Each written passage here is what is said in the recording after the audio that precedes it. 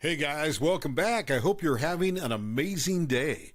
Let's get right into the stories. The first story is titled, Don't Mess with the Lady Using a Walker. My mom was handicapped due to a stroke and she had to use a walker to get anywhere. Her and my dad loved this local seafood restaurant. It was their favorite place to go for dinner. It was really a popular restaurant and always crowded. It had a long line to get in. We get to the restaurant and my dad drops us off near the front and he goes to park. The line was long as usual to get in. My mom and I waited for what seemed like forever to get to the hostess stand. My dad had come in at this point and my poor mom had to stand up the entire time because they had no seats to sit and wait. We finally got to the front of the line and this guy pushes his way to the front and starts yelling that he needs to make a reservation. That the last time he was there, they had screwed up his reservation. Meanwhile, we had waited in this line and finally made it. My poor mom standing up the whole time and this guy just takes over. The hostess doesn't say one word to us. She just lets him take over and takes his reservation info for 9 people for the end of the week. She never said I'm sorry for the wait or told him he had to wait his turn. Nothing. I was so pissed.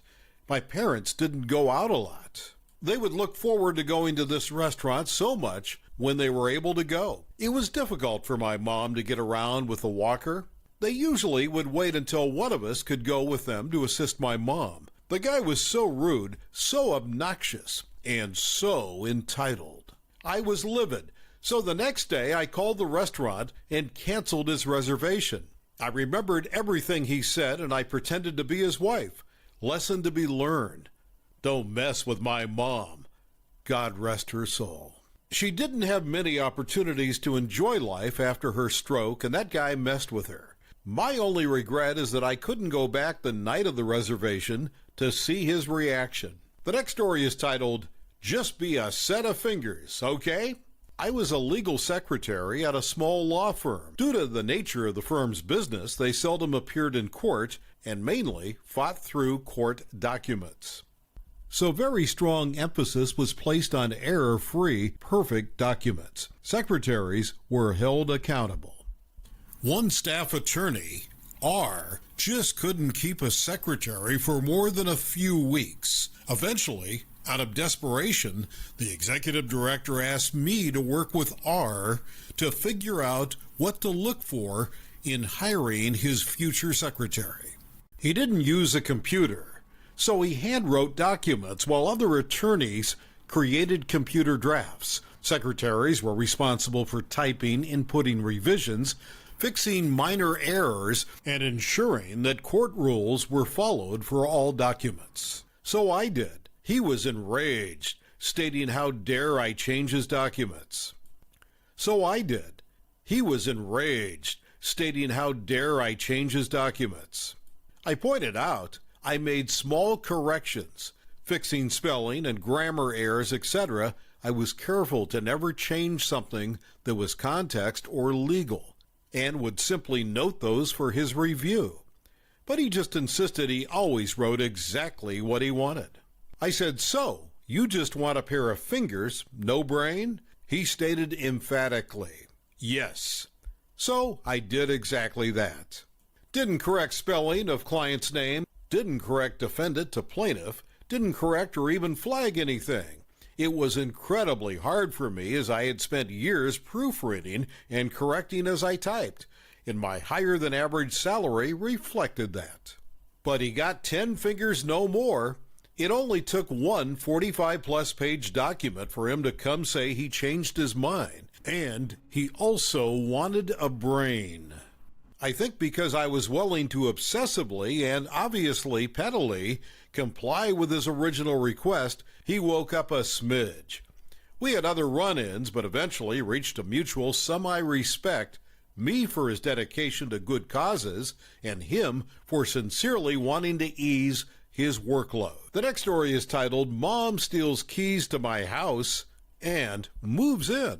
Calls 911 when I kick her out. Today I want to tell you a story that I find interesting and maybe even outrageous a little. I'm married to an exceptional woman and my life couldn't be better. But a little time ago, I must eliminate my mom out of the story. She was the type of mother I would never want for my child. She always reminded me that I'm not good enough for her, and that I never was. She always acted like crap around and with my wife, which was also very annoying. But I tried not to say too much, as my wife values child-parents relationships a lot.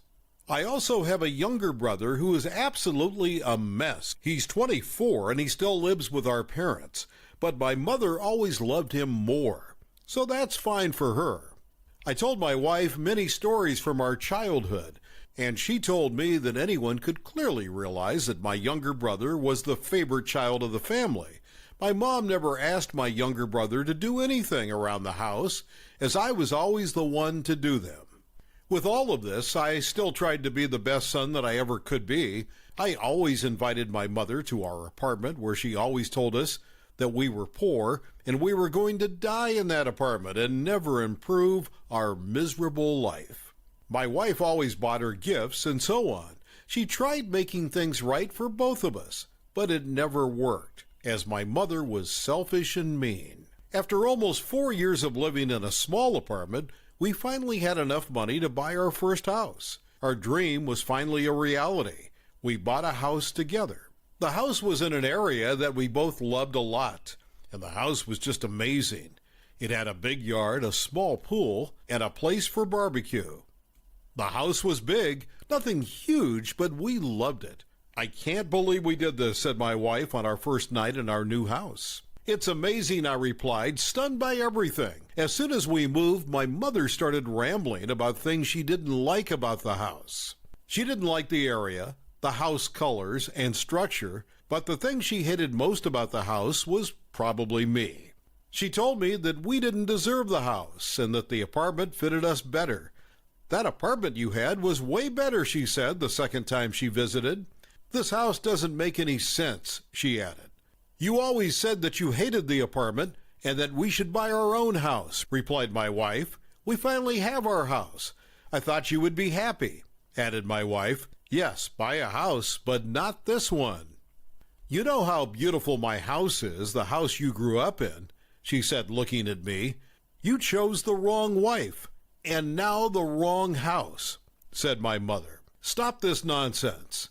I'm done letting you talk down to my wife." "You don't like the house? Leave," I shouted. "Why do you hate me so much?" my wife asked, crying. "I like nice and beautiful things, but apparently you don't have any of those," replied my mother with the most annoying facial expression. "Also, you cannot kick me out. I am your mother," she added. "That's rich, Mother. How about you keep your opinion to yourself? I would really appreciate it if you stopped bothering anymore," I replied. "I want to talk something to your wife." "I think she would understand better," my mother said out of nowhere. My mother said out of nowhere, "What?" "No," I replied. "You talk to me." I added, "It's fine," my wife said. So I went outside on the porch and waited. They talked for what it seemed like an eternity. But after another few minutes, my wife opened the door and told me to go inside. "Your mom wants to talk about something with both of us," said my wife. "She told me first because she knew how you'd react," she added. I took a seat on the couch and tried to prepare for the worst, but it was worse than expected. "I was thinking that you should give this house to your younger brother, and you could move back to the apartment," she said. "What?" I asked, laughing. "His girlfriend is pregnant, he's broke, and he doesn't want to live with me anymore. He wants a place for him and the future mother of his child. You are his brother, and you should help him," my mother said. "No way," I replied. "I cannot believe that you're saying this." I added, "Why can't he keep staying with you?" asked my wife. "Why impregnate the woman if he knew he had nowhere else to live?" she added. "Because he's not my responsibility anymore. Plus, I don't want to hear a baby's cries every day," she said. "And God gave them that baby. It wasn't his choice," she added. "Mom, you know that babies must be made, right? God doesn't just plant them in your uterus," I shouted. "I understand the situation is not nice, I really do. But this is our house. We worked hard to buy it." We sold the apartment, and we spent all our money on the house. How can I give it to him for free, I asked, angrier than ever. Out of anger, my mother started hitting her head on the table, punching the table, and screaming. She started punching herself until she was looking like someone had just beaten her. My wife was crying, and I was shocked, almost laughing in disbelief. My mother started crying and called the police. "Please come quick. My son and daughter-in-law are hitting me," she said on the phone. The police came and saw her all beaten up. My wife and I were trying to talk to her, understand what she was trying to do, but she was kicking and hitting us. "She hit herself, officer. At first she started hitting her head on the table, and then she just straight up started punching herself," I told a policeman. "It's true," said my wife, crying. "We told her something she didn't like, and that's how she apparently reacts," added my wife. "She hit her head on the table and punched herself just because you fought and then called the police and blamed everything on you?" asked the policeman. "Yes, that's exactly what happened." "She's crazy," I shouted. After this whole incident, I told my mom that she was no longer welcomed into our house.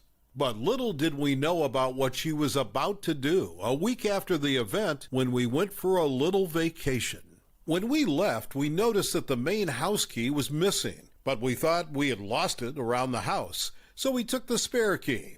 5 days later, when we came back home, my mother, brother, and his girlfriend were all there. My wife and I saw them through the windows dancing around the living room. I knocked at the door and waited for someone to open. My brother opened the door, hugged me, and smiled. "I didn't know you were coming," he said. "Thank you both for this," he added. "For what?" I asked angrily. "For the house. Mom told me you were giving it to me," he said. When I heard what he said, I barged inside and I started screaming. "Are you insane, Mother? Stealing the key and moving into our house? Are you not ashamed of yourself?" I shouted. "Get out," I added. She grabbed her phone and called the police again. They came to the door, and as soon as they saw my mother, they both laughed. I told them everything and even showed them video from the security cameras. I managed to get her arrested and to obtain a restraining order. I never saw her again after that day, and I never want to see her again. The only good thing that came out of it was now my brother had the house to himself, with Mother in jail. The last story is titled Something Fishy. I grew up with a crappy dad. I won't go too deep into it, but suffice to say, it's taken a lot of time and therapy to get past. I was really a sensitive kid, and he was particularly skilled at making me feel overwhelmed and invalid. One particular week, he had taken things way too far, and I was at wit's end with his crap. He had just gotten a brand new fancy car, one of those high-end Audis, with all the bells and whistles.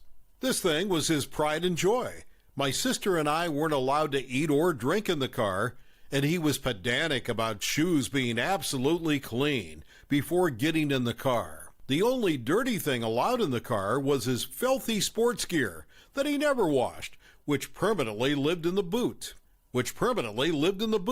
Anything like towels from the beach, fishing gear, or slightly dirty shoes had to be cleaned first or transported in the dedicated fishing truck. The sports gear stank to high heaven, and I never understood why it was an exception. He was also using this anti-smoking concoction made with garlic, and the smell seeped out of every pore of his body. So choosing where to sit in the car was a Russian roulette of olfactory torture. At the start of this week, full of taking crap from him with no outlet for my frustration, he had come back from a fishing trip, and this made the wheels start turning in my head. The boot of his car had a panel on the top of the spare wheel and a panel next to the spare wheel for some tools. My dad was useless with tools of any kind, so I figured he would never look there, and thus the plan came to life. There was a chest freezer full of bait in the garage, and one weekend when I was home alone, I took my chance.